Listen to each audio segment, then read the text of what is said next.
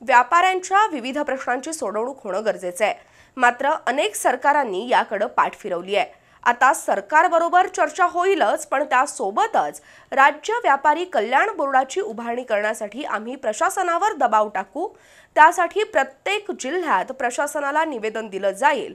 या माध्यमातून व्यापारी कल्याण बोर्डाच्या स्थापनेसाठी प्रयत्न केले जातील, असं chamber of association of Maharashtra industry अध्यक्ष दीपेन अगरवाल यांनी सांगितलं। कोल्हापूर चेंबर ऑफ इंडस्ट्रीजच्या वतीनं गायन समाज डेव्हल क्लब इथं पुरस्कार वितरण समारंभ पार पडला।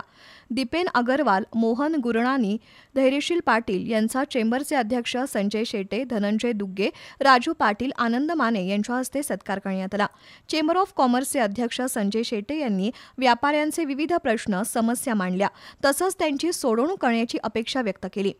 व्यापारी, उद्योजक यांच्या विविध समस्या सोडवण्यासाठी राज्य व्यापारी कल्याण बोर्ड अस्तित्वात यावं, त्या माध्यमातून उद्योग व्यावसायिकांचे अनेक प्रश्न सुटतील, यासाठी जिल्हा प्रशासनाला स्थानिक चेंबरच्या मदतीनं निवेदनं द्यावीत, असं दीपेन अगरवाल यांनी सांगितलं।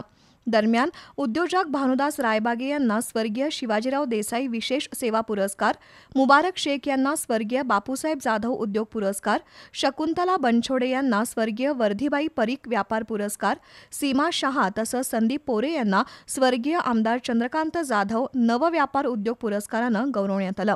दरम्यान पुरस्कार विजेत्या शकुंतला बनछोडे, उद्योजिका सीमा शहा यांनी मनोगत व्यक्त केली।